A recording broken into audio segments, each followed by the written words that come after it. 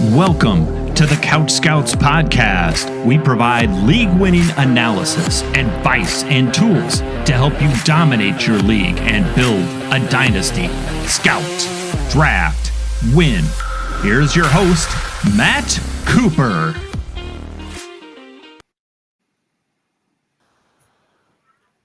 Hello, and welcome to the CouchScouts Podcast, episode 87.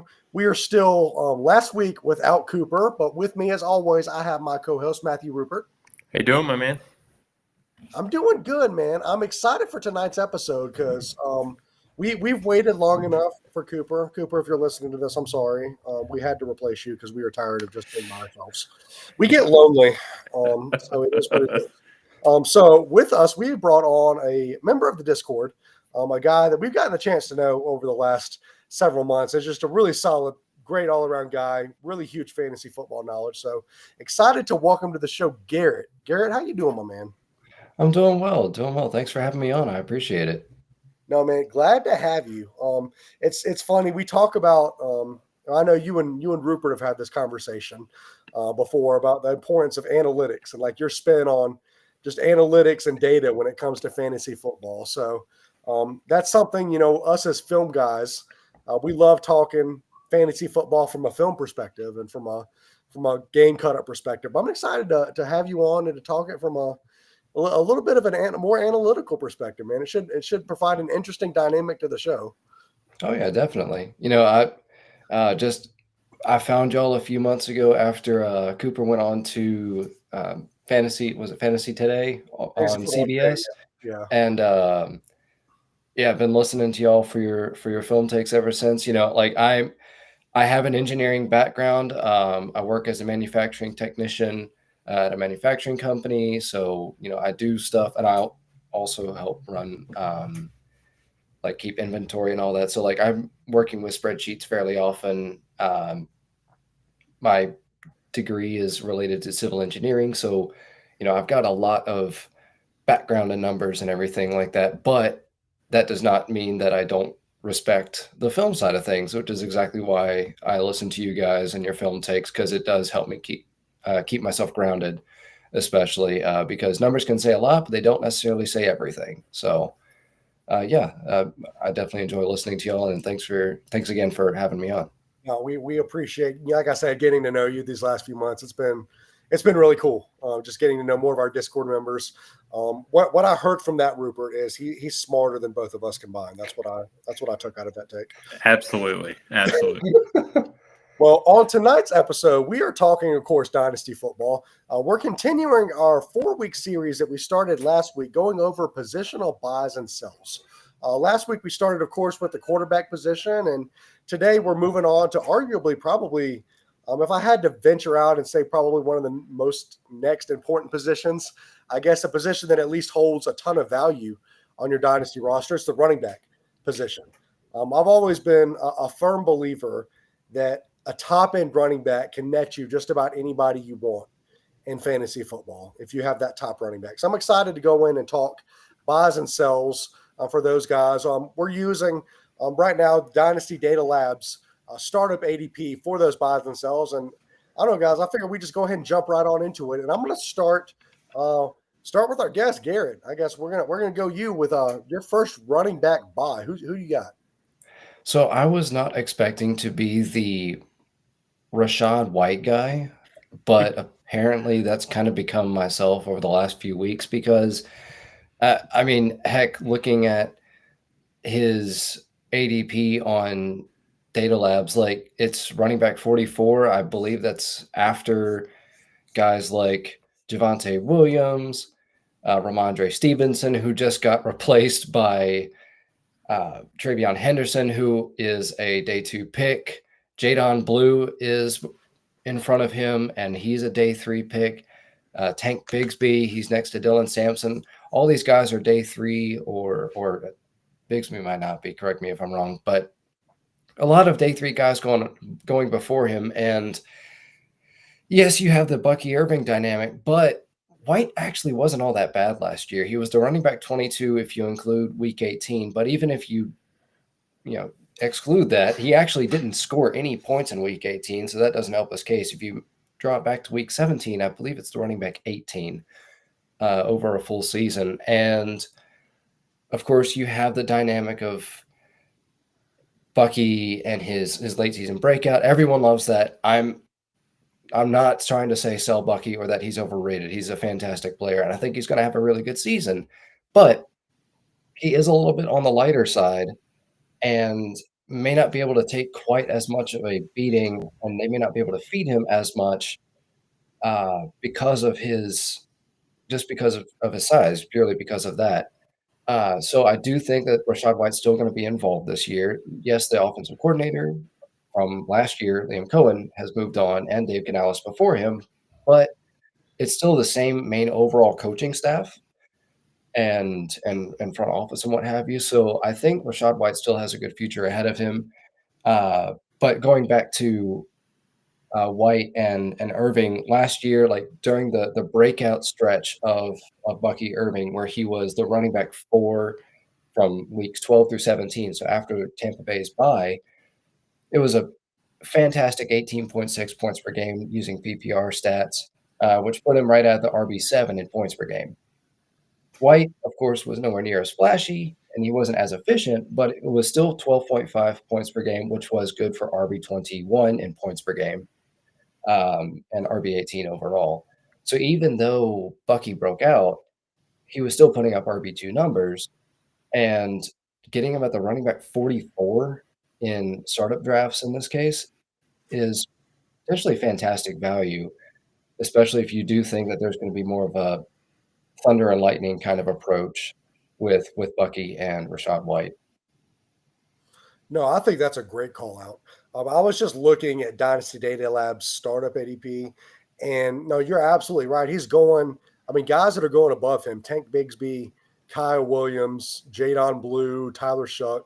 I mean, all guys that, I mean, if you're getting an RB2 numbers at that price, that's an interesting conversation to have. Like, yes, we're not sitting here to say sell Bucky Irving or Bucky Irving's not the lead back in that backfield. Like, he is. But as you mentioned, Bucky Irving is a lighter back. Bucky Irving's definitely not going to be – I don't think he's ever going to be somebody that carries a full 3-down, 250, 300 carry workload. Like, that's just not his prototype. So if you can get an RB2, even if it is a late RB2, in the same round that you're getting guys like Jadon Blue and Tyler Shuck, Raheed Shadeed, Dylan Sampson and Terrace Ferguson are going a little bit after him. Like, that's insane value. So I love that. I love that shout out. Yeah, I think the market definitely oversoured on him, and he is like one injury away to going back to being a lead back again. What I like about that call out is there's no like RB3 that's on that team that's going to take any carries away from White. So it is just going to be Bucky and White. I'm still definitely like lower on him from like a tape perspective, but it seems like the market's overcorrected a bit there. But this is a good segue because you called out a guy that I listed as a buy, and that's Javonte Williams, who's going RB41, 153 overall. So in that same range, but you're getting a guy that was, drafted in the second round who has, the potential to be the bell cow there for Dallas. I'm really not scared of Miles Sanders or Jaden Blue taking away like first and second down work from him very often. I do see them taking more of that pass catching downs away from Williams, but he's still a guy that's 25 years old. He has had an injury history, but at that price, if you're telling me you can get an RB1 on a high-powered offense, like, sign me up all day. Yeah, no, insane value. I mean, there's a lot of guys, honestly, right around that value that you can start to have conversations about. Like, I've listed several of them that we're not even going to get a chance to talk about. But, I mean, late round running backs, you've talked about this before, Rupert. There's some interesting late round running backs that you can get in drafts this year. That if you don't get one of those top running backs in like the first, second, third round, like, you can fill your team and go 0 RB and be kind of okay with it this year. 100% agree. So I took a little different approach, honestly, than you guys. But I went Devon Achane, RB6, currently going at 30 overall. I know looking at like RB6, 30 overall, that's still like, okay, why is that a value?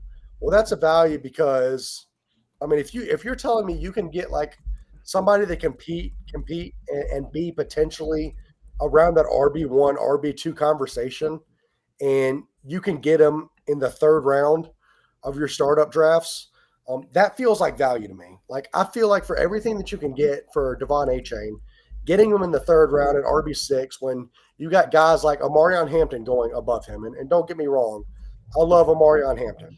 Ashton Genty's going above him at RB3 in the second round.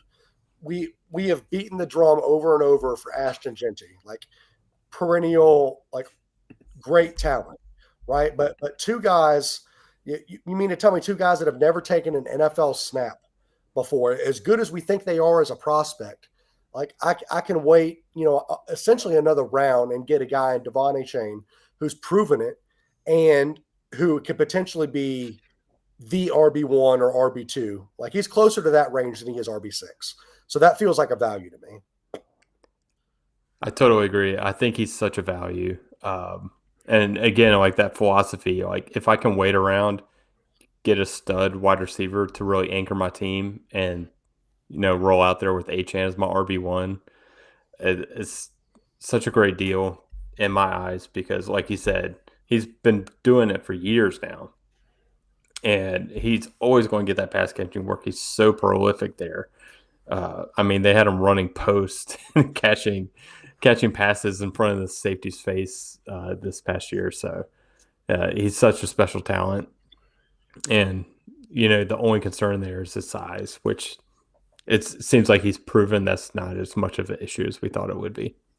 Yeah, no. When you're as electric as a running back as he is, size doesn't matter as much as you think it does.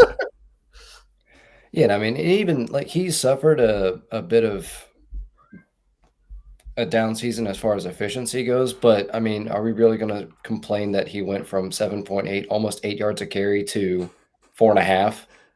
Right. I mean, it's incredible what he did, and sure, yeah, it's down, but who cares when you're catching? I'm looking at his stats now: 78 passes for 592 yards and 6 touchdowns. Like, that's a decent wide receiver number, much less a running back catching out of the backfield. Yeah. So you're getting the running and the receiving production. And look, we can't bank on injury happening. It does happen to say Tua a lot, and it can happen to HN because he is a little bit smaller, but that shouldn't rule how you play fantasy football. You're trying to make these assumptions in drafts and in trades based on this player being healthy.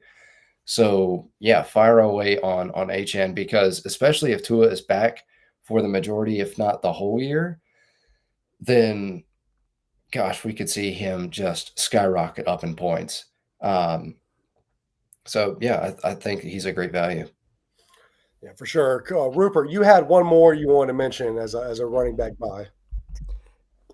Definitely a little bit of a homer pick here, but Chuba Hubbard at RB21, 77 overall is another guy that just screams value to me.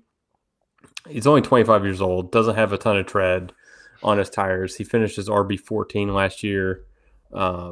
He was out the last 2 weeks of the season.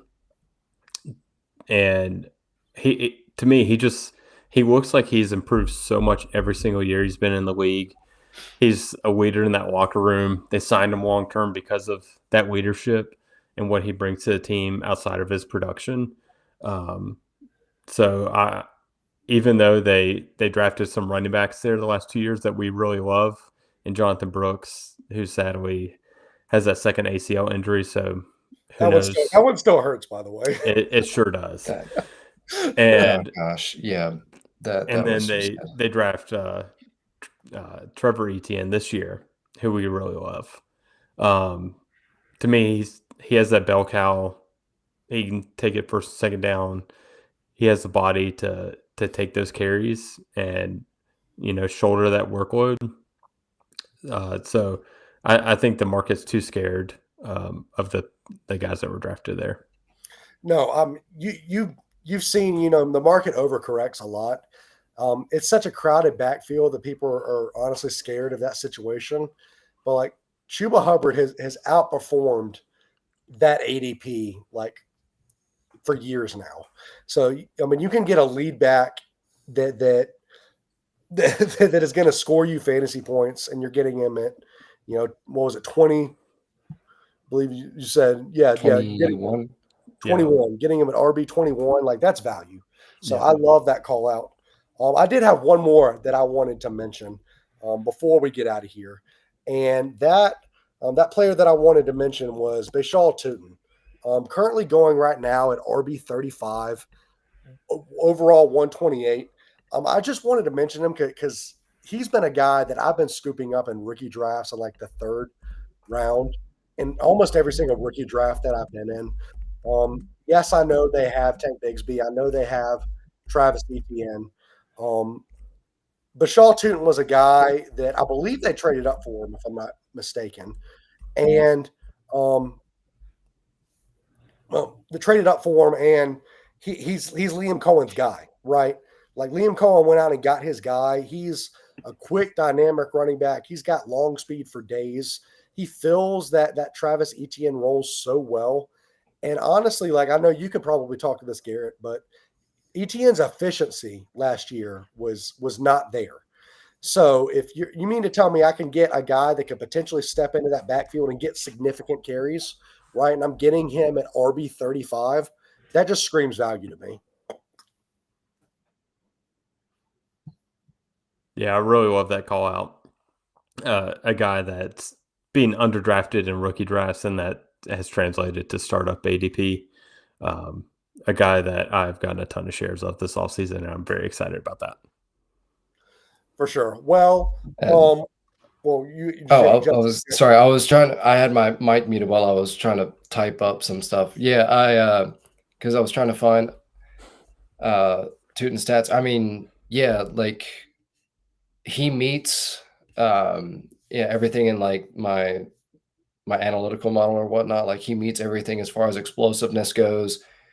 His speed score was just nearly off the charts at 118.3. That's, I believe, I think it was best in the class overall.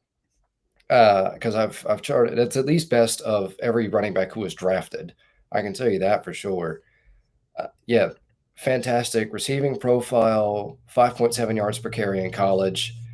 And he's coming into a backfield that he can definitely make a splash because Bigsby, he had an abysmal rookie season, but I mean, he did bounce back pretty well in his sophomore season, but he's more of a ground and pound guy.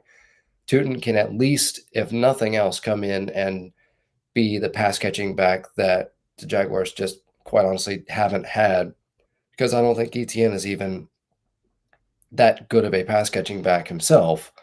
So I do like that call out for Tootin. And just as a quick throw out there, Cam Scadaboo, I really wish that he was a day 2 pick, but he was very close to being that. And he's competing with fellow day 3 pick Tyrone Tracy, but I think that Scadaboo is probably the better back, even if Tracy may be the passing downs guy. I just wanted to throw that one in there. No, we love ourselves some Cam Scadaboo talk on here. Never apologize for talking about probably our favorite pick in the entire draft. Yeah. Well, we're going to move on to running back sells in just a second. But before we do that, I want to tell you guys about our website. CouchScouts.com. If you are still in rookie drafts, we have a rookie guide that we released, over 70 prospects, 167 pages, I believe it is.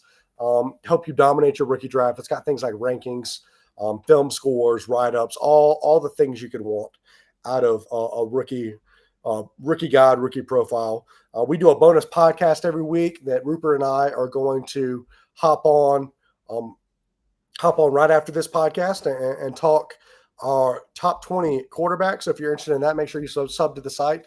We also have consultations where you can go over your dynasty roster.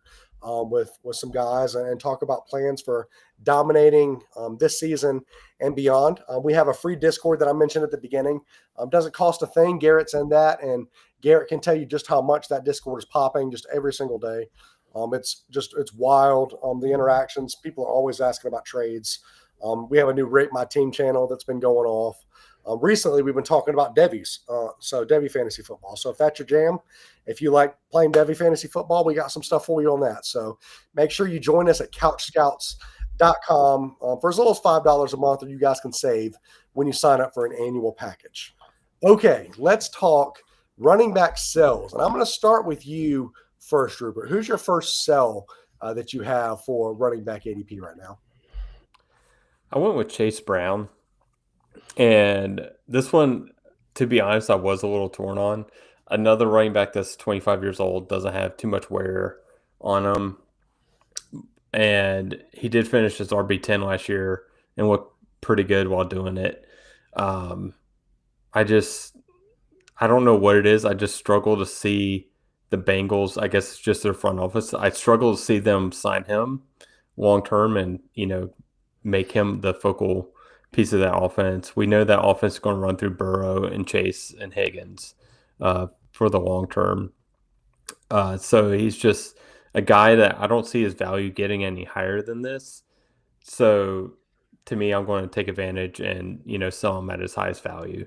And you can downgrade to guys like a Chuba who's going like 2 rounds later.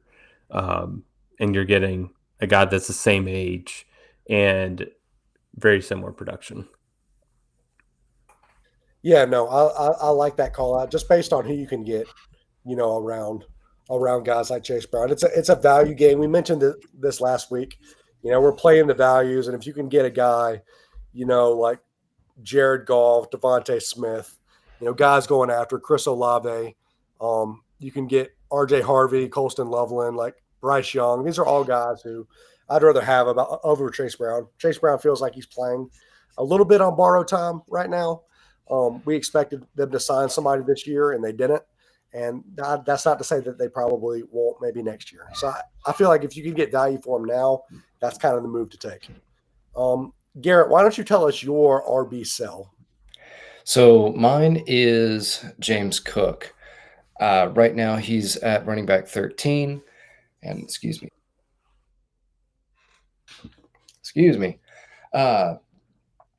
He's running back 13, and I don't think this is not a like sell at all cost kind of thing. I still think that he is a good player, but having done and quite honestly, this may be a bit more of a redraft style take than dynasty, but he is getting a little bit older. He's not old, but he is getting older.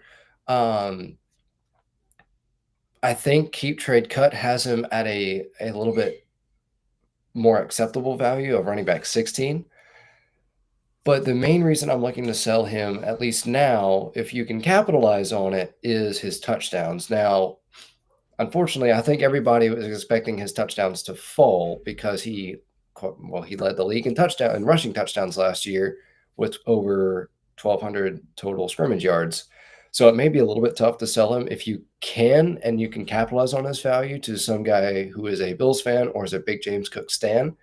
I would look in doing that. But I did a study this offseason on hyper-efficient running backs, so guys who were, just extremely good at yards per carry and getting first downs, getting rushing scores, all that good stuff.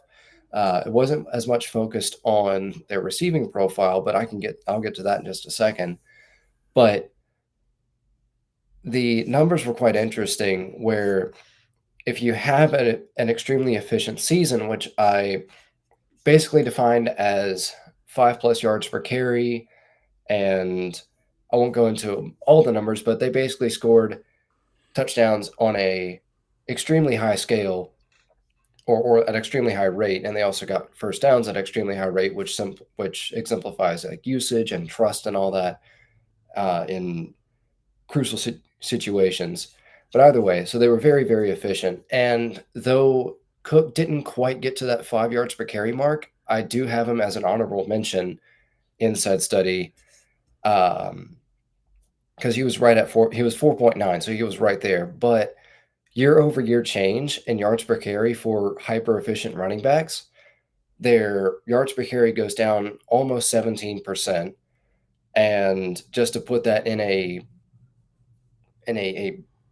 easy to understand kind of way, like a 1,000-yard rushing season would go down to about 830, or am I doing that right? yes, Yeah. 830 Yep. rushing yards. So I should know because I'm the one who did it. But so that goes down. But then what was really fascinating was their touchdown rate. Their touchdowns go down in a sample of, I believe it was around 20 running backs. Sorry, I can't remember my own study off the top of my head on all the numbers, but it was some 20 some odd running backs.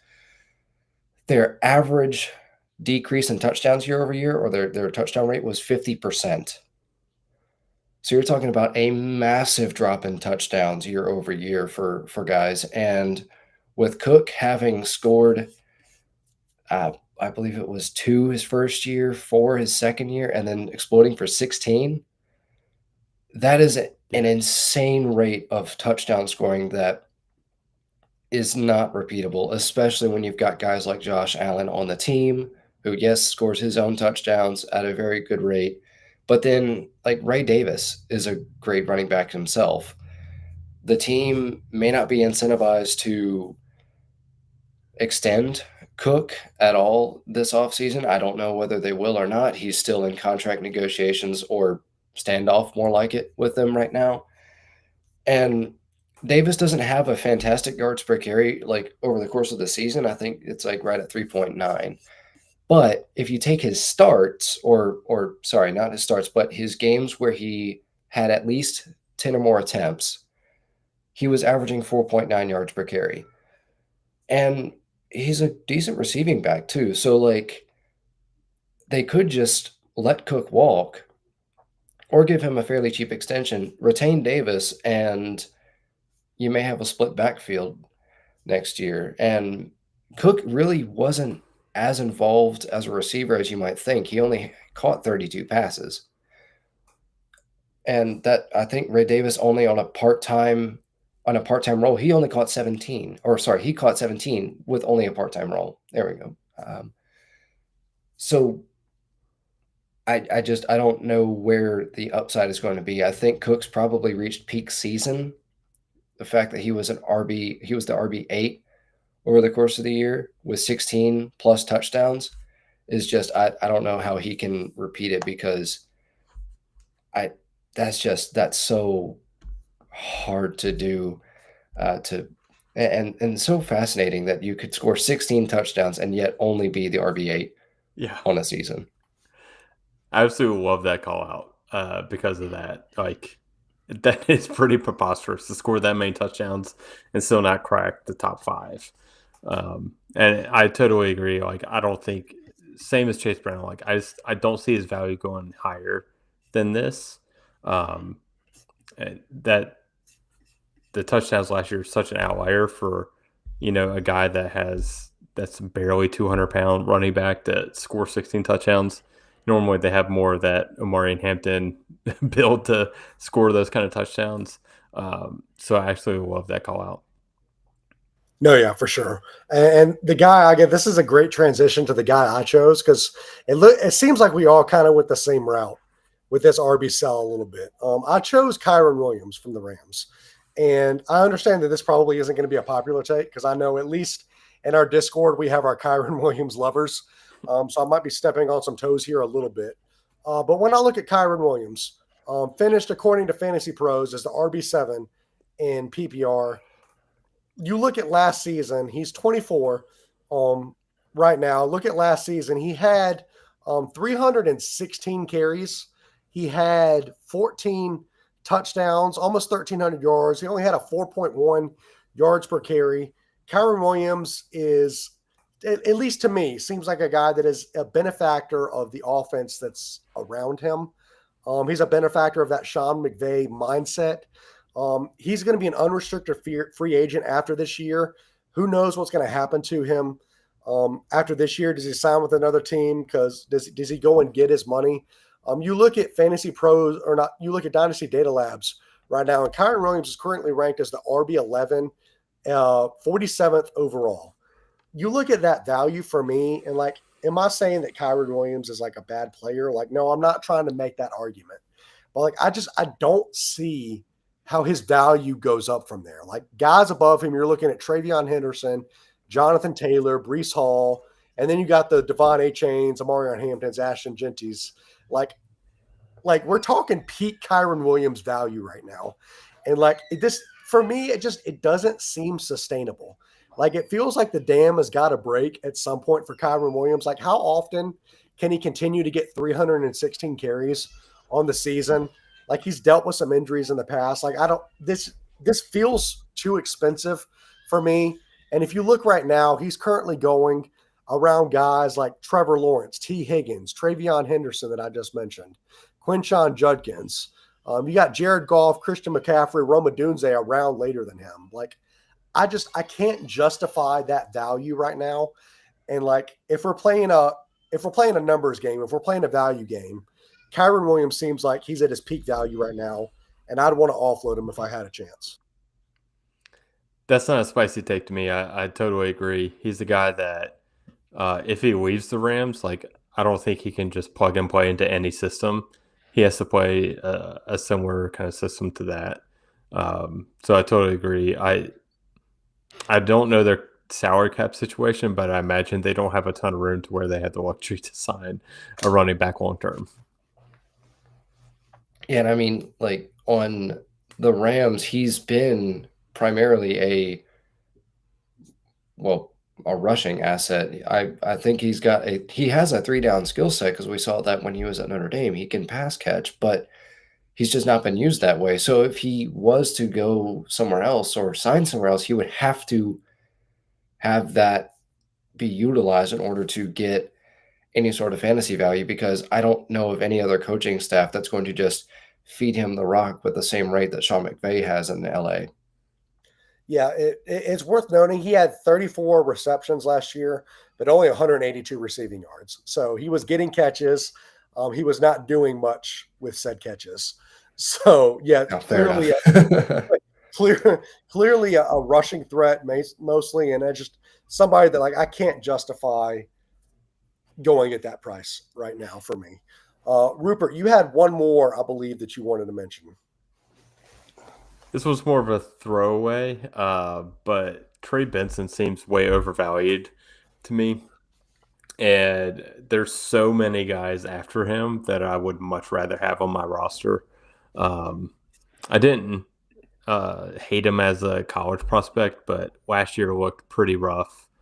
And he's going right now as RB 34, 127 overall. Michelle Tutin's going after him. Najee Harris, Tajay Spears, Ramonde Stevens, Javonte Williams, Rashad White, Dylan Sampson. Like, I would take all those guys over Trey Benson, who really just didn't show a lot his rookie year. I'd rather re-roll that into somebody else that can give me some production this year, like a Najee Harris or, another rookie that has higher upside. I think one thing I'll add to that is, if somebody is selling for cheap, now, like at RB31 price, I can't justify buying that. But if someone is trying to sell him on the cheap, what was it? Last year was the first time James Conner played every game of the season or whatnot. So there's more than likely going to be a time where James Conner misses time. And you can capitalize on Trey Benson. It would be, if you have Trey Benson and Conner misses time and you weren't able to offload him, say now or in the offseason, then would be a great time. But if someone is selling him on the cheap, then I would be okay buying, but only if it was a very good value. But in startup drafts, like what we're looking at with ADP, I would be passing on him at that price. For sure. Well, that about does us, guys, for tonight on our RB buys and sells. Next week, we're going to be talking wide receiver. So you guys make sure you tune in and check out that. Garrett, man, we appreciate you, like I said already, joining us, man, bringing some of your knowledge, those studies, those analytics things that you've done, man. That's invaluable. Like I tell guys all the time, it's not just analytics and it's not just film. Like it takes a healthy mixture of both. So we appreciate that. We appreciate having you on. All right. Thanks for having me. Appreciate it. Yeah. You guys can find me on Twitter at DevyMatt. You guys can find Garrett on Twitter at GarrettBFF. Find Mr. Rupert here on Twitter, X at Matthew Rupert FF. Again, join our free Discord if you haven't joined that yet. We would love to get to connect with all the listeners that we have. Love to hang out with you guys. Make sure that you rate and review the show, as well as just giving us 5-star review. I mean, that's always helping people find the show. Garrett, why don't you tell people where they can find some of the stuff that you're working on? Yeah, absolutely. If you want to, as you already said, my handle on X, Twitter, whatever you want to call it, is at GarrettBFF. And then I've also got a newsletter where I'm doing all sorts of different types of data studies, diving into some deeper aspects of fantasy football, like running back efficiency, how much rookie wide receivers help your team, be it in dynasty or in redraft. So all sorts of different kind of cool stuff that I'm diving into numbers, especially for all the data nerds out there. You can find that by going to my profile. I've got a link to my newsletter, or you can just search it up on Google. Just type in Roto Banter. So that's my newsletter. You can also find a podcast on Spotify or Apple. And yeah, love to see you there. Yeah, guys, make sure you check out that. Lots of knowledge that Garrett has that he's trying to share with the community. So you can get that. Make sure you guys tune into that. Enjoyed having you, Garrett. We enjoyed talking dynasty, fantasy football, running back buys and sells with you guys. So make sure you tune in next week for wide receivers. We will catch you guys then.